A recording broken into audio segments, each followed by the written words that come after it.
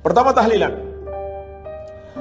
Maksudnya melakukan selamatan kematian di hari ketiga, misalkan, atau hari ke-7, hari ke-40, 100, dan seterusnya.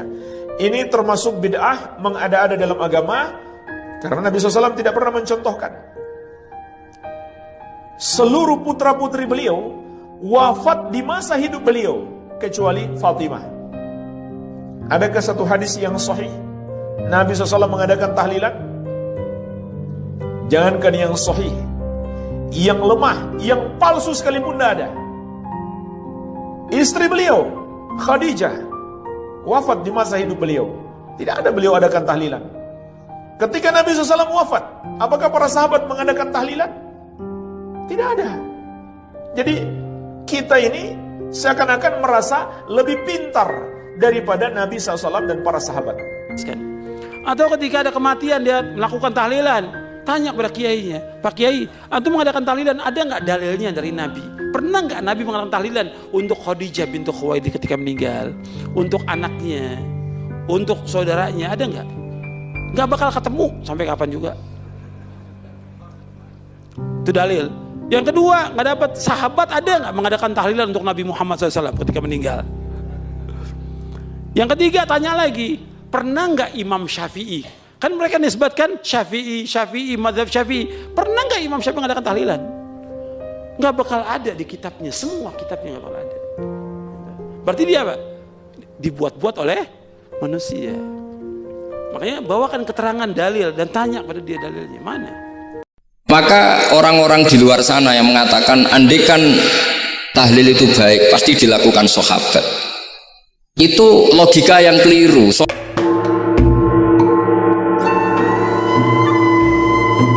Ini ku ahli sunnah ciri khasnya niku, mbok wong tahu dosa kaya apa tetap dianggap Islam. Ada kelompok ekstrim khawarij sing darani wong nak dosa niku berarti wis napa kafir. Jadi itu efeknya luar biasa dari madhab-madhab itu. Lalu kenapa madhab Abul Hasan As-Sadili yang kita pilih? Karena kalau orang Islam kamu kafirkan, niku mboten ketemu, cara akal niku mboten ketemu. Nggih, cara berpikir kita, masyhur Abul Hasan As-Sadili ngendikan, wong iku nak kafir mulai cilik nganti 70 tahun.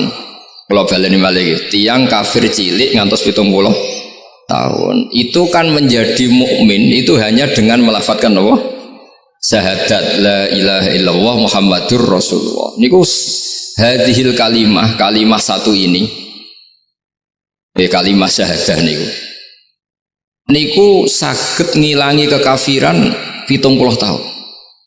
Artinya kalimat ini adalah kalimatun dakhala fihal kafiru al-islam, atau kalimatun sara bihal kafiru musliman.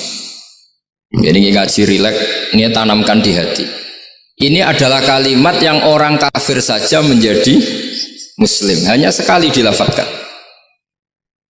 Masa lalu dengan kalimat yang sama tiang muslim menjadi kafir?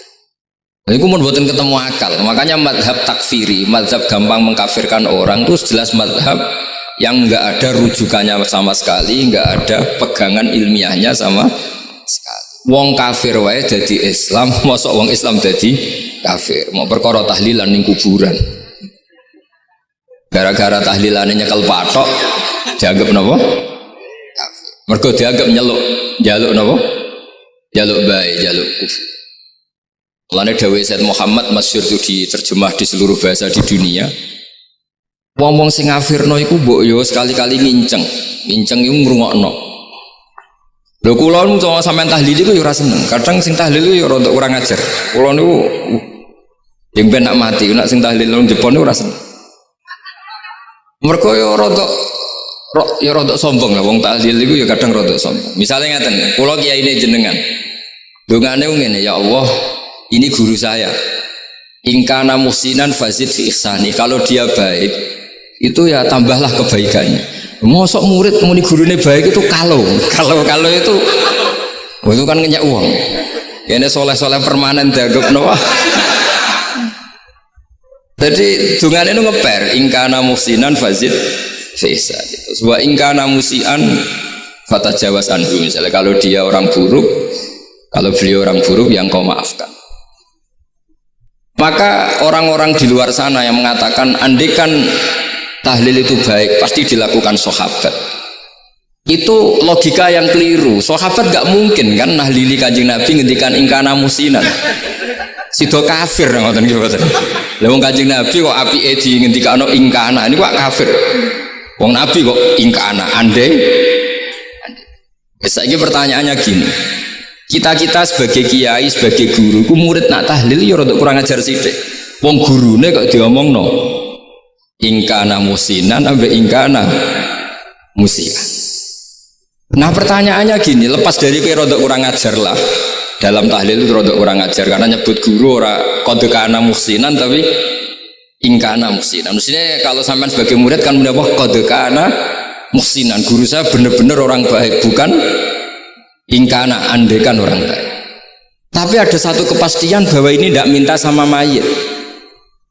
Jadi tujuan kalau kita minta mayit itu salah sama sekali. Wong kita datang ke kuburan malah memintakan ampunan untuk mayit. Kok iso darani njaluk iku piye? Ya mergo mau didelok kok adoh ketoke ngatong ya berarti njaluk. Lah ya wong fatwa kok mau berdasar inceng-incengan kok adoh niku iku ora jelas ya fatwa ngono.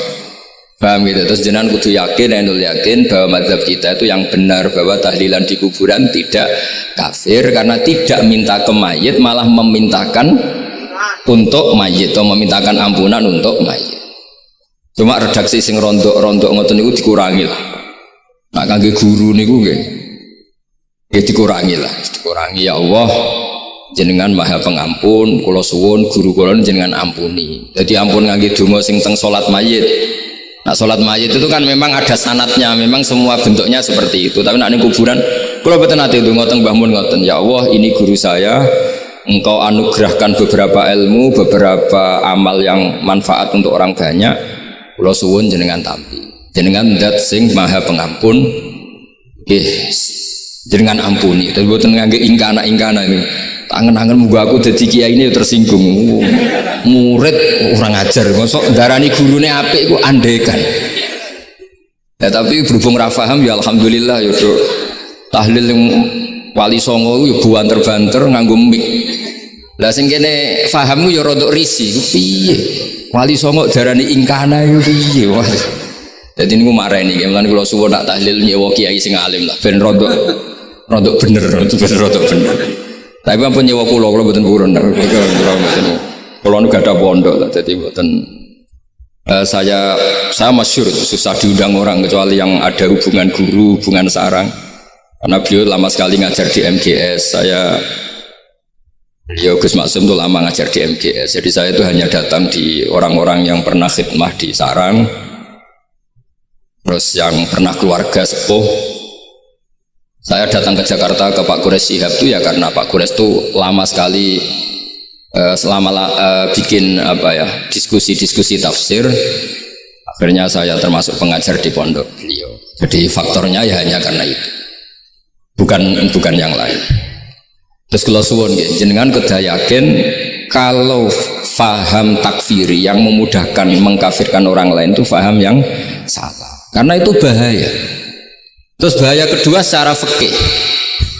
Secara fikih itu nanti repot. Kalau nanti di salah satu seminar itu sudah mau zuhur, ketemu satu narasumber yang gampang mengkafirkan orang, itu separuh masjid kebetulan mereka banyak bisa ngaji itu terus gak sholat zuhur, gak sholat zuhur. Tanya sama mereka, lu kok gak sholat zuhur ini sudah masuk waktu? Kan sholat hanya wajib untuk orang muslim, kita akan kafir. Ya karena dikafirkan tadi kan, kalau kita akan dikafirkan. Akhirnya gak kafir, sholat. Efek dari mazhab itu panjang. Kalau betul faham mereka itu betul, berarti yang sudah kafir, orang kafir itu wajib sholat enggak kan? Itu malah panjang kan, karena terus menjadikan orang Islam tidak sholat. Nanti ke masjid tidak boleh, orang kafir nggak boleh masuk masjid. Itu efek fikihnya panjang. Jadi kalau suwun mazhab Abil Hasan Asyadili niku dipegang Nah itu madhab beliau itu implementasinya di teng kitab Hikam nih. Karena Hikam itu putu murid yang paling bisa mengimplementasikan, menjelaskan cara pandang madhab Abul Hasan apa? Asyadzili sing dados thariqah napa? Syadziliyah. Terus ketiga, itu cara pandang itu detail. Detail itu jelimet. Mesti sampean ora kepikiran. Misalnya begini. Ketika ada orang salah jenengan marah, itu sebenarnya karena salahnya apa karena hal yang lain? Normalnya orang itu berpikir karena salahnya, itu keliru cara Abdul Hasan Asyadzili. Pasti kamu marah itu karena ada hal lain. Misalnya kita pembantu, elek, kritik, mecahno gelas, mesti langsung gua amuk. Alasannya mecahno gelas. Tapi nek sing mecahno iku wong ayu, kowe iso ngamuk. Kowe iso ngamuk wong ayu. Mecahno gelas lah, kok gelas lemari, rasa gelas. Sama, kamu janjian sama orang, wongnya nyulayani janji, mesti mbok maki-maki. Katanya jam 10 kok udah datang gini-gini. Nah, tapi kalau yang terlambat itu wong sing ngutangi kowe iso ngamuk orang sing ngutangi kowe. Atau sing terlambat itu komandannya, atasan kamu. Atau kiainya.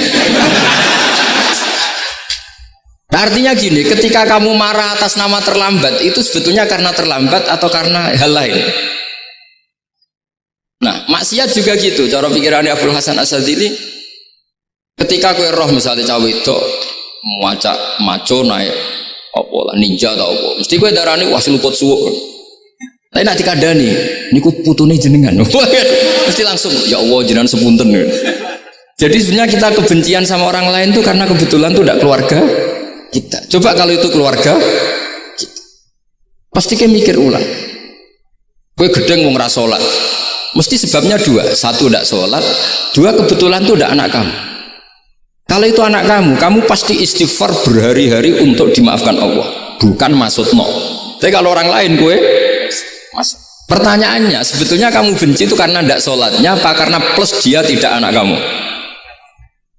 Nah itu pikirannya Abdul Hasan apa? Gue ngamuk itu gelas pecah itu perkara itu pecah gelas apa plus yang pecah elek. Nah itu pecundang kita, itu cara pikiran Abdul Hasan. Kita ini pecundang itu nggak fair, kenapa? Bukan fair. Nah itu terus beliau diantaranya punya cerita Nabi Ibrahim itu pernah diangkat ke Allah di alam malakut. Di alam malakut kemudian ini ada di kitab Hikam juz 2 halaman 4 yang di bab ini yang saya baca. Ini cerita terakhir nih pun bantu pun sampai tak ngaji suwi-suwi ora mesti paham aduk sediluk. Nak sediluk kan dia alasan kenapa ora paham salah Gus Pak ngulangi sediluk. Lah nak suwi sampean ora paham malah ribet kan diulang suwi ora paham goblok tenan berarti kan gitu. Nah ini untuk menjaga harkat dan martabat niku ngajine sediluk mawon dan takoki malaikat kenapa ora paham salah Gus Pak ngajine sediluk. Jadi duwe napa alibi lah gak ada napa pembelaan. Nabi Ibrahim itu diangkat di alam malakut karena beliau seorang nabi melihat orang maksiat ditanya sama Allah, ya Allah itu orang-orang maksiat itu makan dari rizkimu, menempati bumimu dan semua fasilitas engkau bikin. Lalu menurut kamu gimana Ibrahim? Ya bunuh saja, matikan saja. Sama Allah dituruti. Melihat lagi ada maksiat yang berbeda, selalu Nabi Ibrahim usul itu dimatikan. Jadi Ibrahim pernah jadi garis keras lagi keras sekali. Lalu suatu saat Nabi Ibrahim itu disuruh nyembelih Ismail. Disuruh nyembelih apa? Ismail. Baru disuruh nyembelih Ismail, Nabi Ibrahim tanya, loh ini anak saya ya Allah, ini samrotu fuadi, ini buah hati saya, kenapa engkau nyuruh menyembelih? Jarai ngetikane pangeran, apa kamu tidak ingat ketika tak angkat di alam malakut beberapa hambaku kamu usul supaya tak bunuh? Cara Jawa ini, cara Jepang ini raro rasani jadi aku itu pangeran sing gawe aku enak wae usul-usul kon mateni jare. Saiki gentenan, saiki anakmu sembelih. Rumang sama udah di pangeran gak sayang mbek kaula. Kowe tak dadekno nabi ku kon dakwah ora kon mateni. Nabi Ibrahim nangis. Nah inilah perbandingan bagi kita. Sebenarnya saat kita benci maksiat, itu sebetulnya di hati kita itu tidak hanya maksiat, kita ada tidak fairnya, plus itu ada orang yang terkait dengan kita. Jika misalnya mau wangkel, misalnya penyanyi sing piye mau wangkel, suatu saat penyanyi gue aku, masa gue gelem dadi bojomu, hilang mangkelmu kan. Jadi pecundang, kita ini sebetulnya pecundang. Nah, syukur-syukur memang makom kamu sudah tinggi, memang benar-benar benci karena maksiat, paribasane wayu gelembok rabi tetap mangkel. Tapi saya tidak yakin soleh-soleh seperti ini imannya sampai seperti itu, tidak yakin. Dan saya kalau yakin begitu berarti keyakinan salah itu salah dan bodoh itu, karena itu nggak terbukti. Makanya ini kitab baru kalian, kitab hikam, karena ini acara ngaji hikam kula waos sedikit mawon kula waos ini jawabannya Nabi Ibrahim ketika disuruh nyembelih Ismail teng halaman 4 juz 2. Allahumma hadza waladi wa samratu fuadi wa habbun nasi ilayya. Fasami aku ilan yakul amatazkurul lailah allati sa'alta fiha ihlaka abdi awama ta'lamu anni rohimun bi'ibadi kama anta syakikun biwaladik. Jadi Ibrahim, anak kamu sembelih. Kata Ibrahim, ini nggak mungkin Gusti, ini buah hati saya, kenapa engkau minta ini tak sembelih? Apa kamu tidak ingat pernah mengusulkan saya menghabisi sekian hamba saya? Kalau kamu bisa sayang anak kamu, saya juga sayang hamba-hamba kue enak we. Mikir. Jadi makanya kalau suwon kita ini hidup harus insaf. Nak kira dia duit, iku yo mangkel tenan, loro tenan. Terus bojomu mbok kon sabar pas kowe ra ngekeki duit, iku yo ra fair. Yo ben-ben ngamuk. Satu kelihatan cerdas. Memang kondisi nggak punya uang itu harus ditanggapi dengan marah. Masa diapresiasi. Pinter mas kowe saiki dadi wong zuhud. Wah, ya ribet kan, wes jos mas sampean. Saya kira di duit, sampean sudah wong zuhud, wong waro, tapi ada mati bareng, saya Jadi sebetulnya Allah bikin emosi itu, andai kan boleh dibahasakan, wes dipikir. Walau la dafwa inna safa'duhum bibadil lafasadatil. Jadi bumi ini sebaiknya itu diisi dengan sekian perbedaan. Tapi tidak konflik, ya. Perbedaan dengan konflik itu beda. Saya ulang lagi, bumi ini sebaiknya diisi dari sekian apa? Perbedaan, karena justru itu bagus. Saya itu berkali-kali bilang, andai kan tidak ada pikiran kedua, ini dunia ini sudah rusak. Harus ada pikiran kedua. Misalnya ono wong kok terlalu apik mbek kanca, mesti bojone sambat, wong gak men ngopi mbek kancane, ra tau ngapi mbek bojone. Tapi kalau ngopi mbek bojone terus, mesti kancane sing sambat. Wah, jok rabi lali kanca. Ribet. Manusa itu ribet. Kados kula dugi mriki ini hormat Gus Maksum. Nggih mungkin tok ganjaran. Tapi untuk dosa sidik-sidik ninggal pondok. Jadi ya sudah. Ya mau tidak mau, karena memang hidup itu tidak banyak pilihan. Ada orang sering ibadah di masjid, sholat, itu ya bagus. Tapi dia pasti tidak baik dalam sistem sosial. Umpama wong soleh kabeh ning masjid, itu donya akeh sing mati. Karena tidak ada tim SAR paling murah. Loh iya kan, wong kecelakaan itu penolong pertama itu orang yang di masjid apa sing tukang ning dalan-dalan. Artinya sing ning masjid iktikaf mesti ra duwe ganjaran nulung wong kecelakaan. Artinya ada kebaikan yang pasti nggak bisa dilakukan orang yang sedang di masjid. Andai kan yang di jalan itu orang-orang soleh itu wah dunya sebaldatun thayyibatu wa rabbun ghafur. Loh ya betul, Nabi pernah ditanya sahabat, ya Rasulullah kita ini senengane ngegeng di jalan. Ya, kata Nabi, ya sudah nggak apa-apa, asal a'tut thariq haqqaha, ya kamu memberi haknya jalan. Apa itu? Amar ma'ruf nahi mungkar. Maksudnya nahi mungkar gini, misalnya di bus itu ada orang soleh mayoritas, itu sing nyopet ya wedi, mergo mesti ditabuki wong akeh. Kalau yang di perapatan wong soleh kabeh, sing beda itu ya isin. Mergo sing perapatan wong soleh kabeh. Nah, masalah iki ra soleh kabeh, kemarin ribet kan gak soleh kabeh. Jadi sebetulnya Indonesia itu aman kalau yang di jalan tuh soleh semua, karena perempuan lewat gak diganggu, ada copet gak berani, semuanya aman. Maka di Islam itu menyebut kebaikan itu jumlahnya banyak sekali. Tidak bisa kamu wah hebat-hebatnya wong sing ning masjid terus, tidak bisa seperti itu. Andai kan semua orang di masjid, nah ono kecelakaan pertama yang nolong siapa? Nah ono wong golek alamat tuh takok sapa kabeh ning jero masjid. Ribet kan?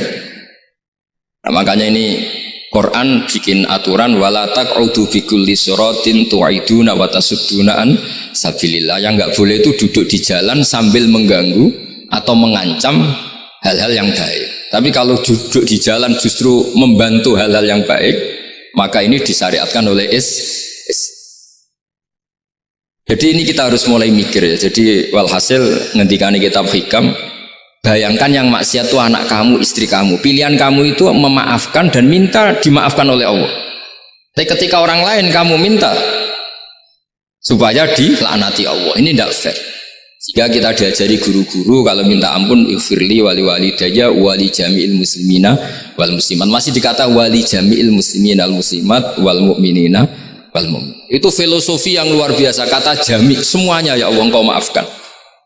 Bukan keluarga saya tok, siapapun yang berkontribusi terhadap Islam ini engkau maafkan. Begitu juga di muqaddimah khutbah kula suwun harus ditradisikan wala alihi wa sahbihi ajmain. Kata ajmain ini kata pembeda. Mungkin orang baca hanya rutin, tapi kita yang nekuni ilmu, ajmain ini kata kunci. Fa inna ahla syiah akramu sahabiyan wa ahanu sahabiyan akhar. Jadi tradisi mazhab syiah itu apa? Ada sahabat yang begitu dimulia-muliakan berlebihan kayak Sayyidina Ali, dan ada yang dihinakan kayak Abu Bakar dan Umar. Lalu pembedanya dengan ahli sunnah apa? Kita menghormati sahabat wa sahbihi ajmain. Jadi hadhil kalimah kalimatun fariqah. Ini kalimah pembeda. Jadi ajmain mboten kalimah rutin terus ono jimati ono kasiate niku mboten. Kita maklumatkan ke seluruh dunia bahwa mazhab ahli sunnah ditandai dengan wa ala alihi wa sahbihi ajmain. Lane dawe Mbah Hasyim wa nukrimu ahlal bait wa nukrimu jami'a ashabi Rasulillah sallallahu alaihi wasallam. Jadi wa nukrimu jami'a ashabi Rasulillah sallallahu alaihi wasallam. Ciri utama mazhab Ahlussunnah apa? Menghormati keluarganya Nabi dan menghormati seluruh, ada kalimat apa? Seluruh sahabat. Jadi kata ajma'in itu kalimatun fariqah atau kalimatul fasl. Kalimat yang membedakan mana mazhab Syiah dan mazhab Ahlussunnah apa? Itu kalau jenengan ngaji teng Gus Maksum napa teng Kiai Haji Maksum, di antara madhabnya sinten Nabi Ibrahim yang diceritakan Abul Hasan apa Asyadili, kebencian kepada maksiat, kita semua pasti benci maksiat. Tapi gak fair kan, yang satu kamu laknati, yang satu kamu doakan. Ujung-ujungnya apa? Ada unsur hadun nafsi. Kalau yang terkait dengan jenengan mbok dongakno di sepuro, nah yang gak ada terkait mbok pasutno. Ini kan gak fair, padahal sama-sama apa? Maksiat. Kalau suwun polemik tentang ketentuan gimana hukumnya ziarah kubur, ya hukumnya baik karena mendoakan atau memintakan ampun untuk yang mati, bukan meminta sama yang mati. Udah bisa Muhammad kena ora percaya rungokno wong didelok kok ado, ora didelok kok ado pancen yo ngeri kan. Patoke diusap-usap. Bariku ndonga, delok kok ado kan iku njaluk kuburan, padahal mayite ngeluhe perkara mau. Kadang nek sing kiai ini rapati iso ngaji sampean ingkana wali kok darani napa? Ya Allah, jika mayit ini, andaikan mayit ini baik maka, dan andaikan tidak, lu cara kowe dadi mayite bocah ora jelas sih. Mayit lah, makanya ini cobalah kalau sholat jenazah tidak apa-apa doa itu karena sanatnya seperti itu. Kalau doa guru ya diatur-atur yang baik lah, langsung mawon ya ghafiratunu wal khotiat gini-gini, saya mohon beliau amal baiknya jangan terima, amal buruknya jangan ampuni, karena guru juga manusia tidak nabi. Boten terus apa pakai apa ingkana.